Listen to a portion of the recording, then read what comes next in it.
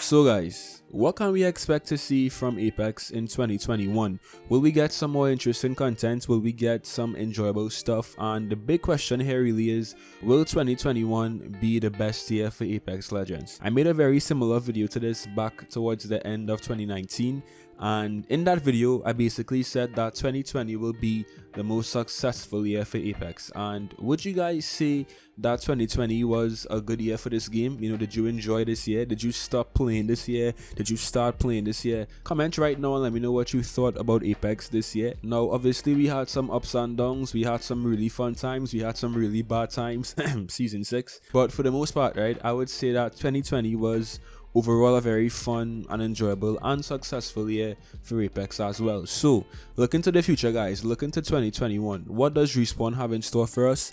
What new content will we be getting? I'm going to be talking about all of that in today's video. Of course, we do have a general idea of like what to expect in the first few months of 2021 in terms of legend buffs, legend rebalancing, some new events, a new legend for season 8. We're going to be taking a look at all of that good stuff in today's video. I feel like 2021 is going to be a very pivotal year for Apex, right? Because Apex is no longer a new game. You know, back in 2019 and towards like, you know, the middle of 2020, Apex was kind of considered to be a new battle royale. It was still a brand new franchise.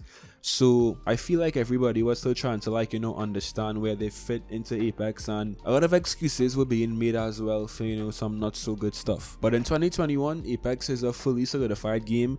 It has a very, you know, strong fan base, a strong community, and yeah, let's see what Respawn decides to do with that community and what they bring in this next year. So if you guys are ready, as always, leave a like and subscribe. We're on the road to 50k subs, so if you're watching this video right now and you still haven't clicked that sub button, hit that sub button right now. I'd appreciate it very much. Any little bit of support helps me out, so don't be shy, hit that sub button. And also guys, why not leave a like? And also don't forget to comment your thoughts about Apex in 2020. Do you think it was good? Do you think it was bad? What was your overall opinion of how Apex progressed throughout this year? Alright, so in terms of, like, you know, confirmed content coming in 2021, the very first event we could look forward to is the Fight Night collection event, Pathfinder's Fight Night, which will be held on Olympus. I'm pretty sure most of you guys watching this video right now have heard about this, you know, Fight Night collection event.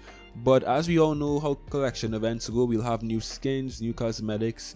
We should be getting a brand new Gibby heirloom in this collection event. It was supposed to be Bangalore's heirloom obviously, but because of some complications, they had to switch to Gibby's heirloom. I made a full video on my thoughts about Gibby's heirloom. To me, it's kind of, you know, I would say slightly disappointing. It's similar to like a war club, and I'll show you guys an image on screen right now.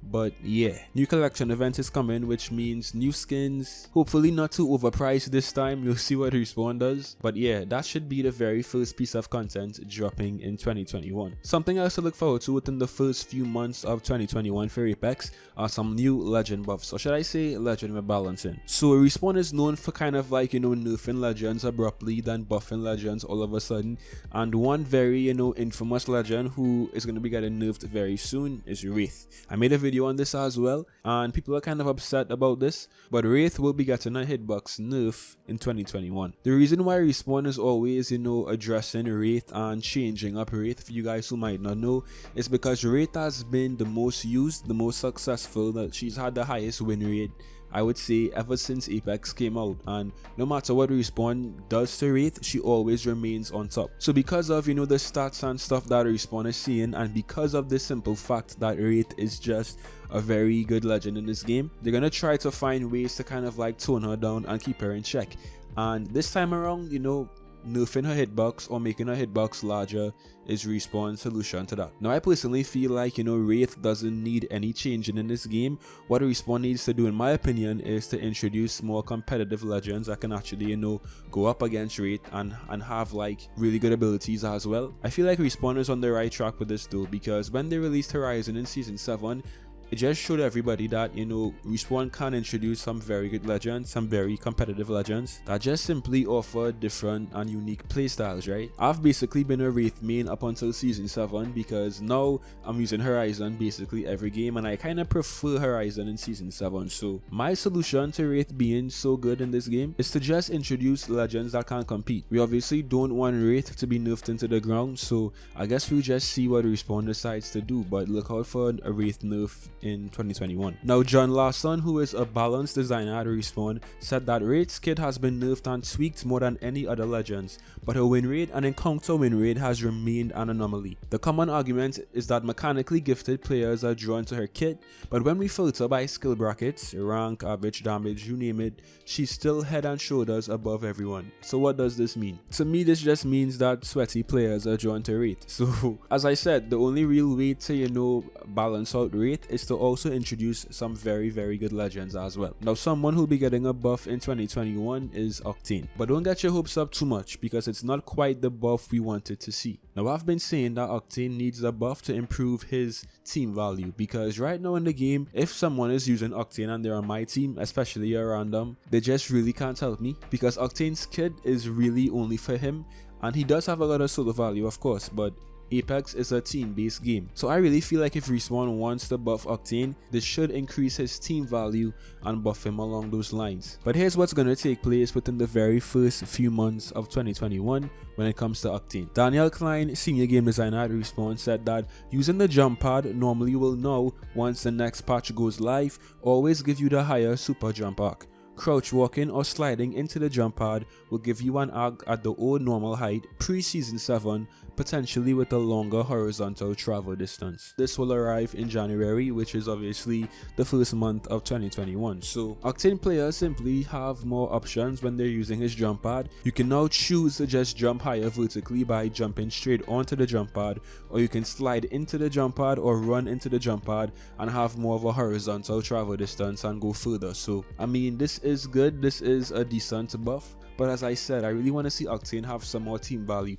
What if when Octane stims, right, all of his teammates get some kind of speed booster as well? Maybe not the exact same speed boost as Octane, but a slight increase would actually be really good. I'm just throwing some ideas out there, guys, but we'll see what lies in store for Octane as 2021 progresses.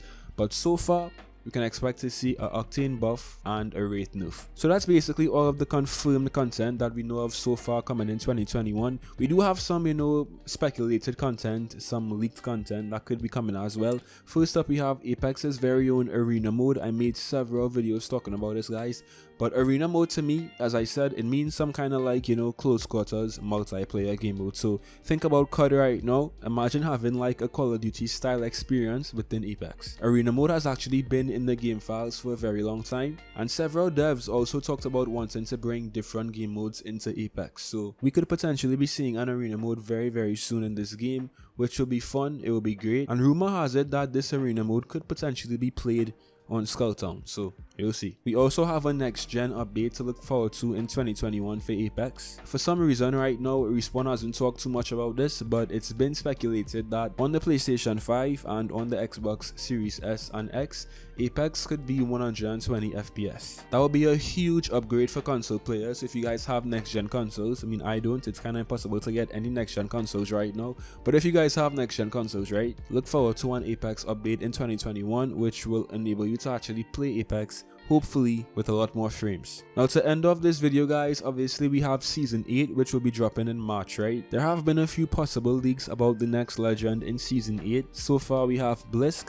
and we also have Ash. Blisk has been in the Apex universe, the Titanfall universe as well, for a very long time, and based on the very early leak sheet that was revealed back in season 2, Blisk is in fact carded to be the season 8 legend. Now, Ash, being recently introduced in this game, also has a very strong presence in the lore right now, and other leaks suggest that she could even potentially be the season 8 legend. So we're not sure, guys, we're not sure what Respawn has in store. Season 8 actually marks the 2-year anniversary for Apex, right? So there's been rumors that we could potentially even see 2 brand new legends in season 8. Who knows, that could be completely false, but it's just a rumor. But no matter what Respawn decides to do, right, I have faith, and I feel like 2021 will be a very successful year for Apex once again. So we'll see very soon. Now that's it for me today. I hope you guys enjoyed. As always, be sure to leave a like and subscribe if you're new, and I'll see you in some more Apex. Till next time.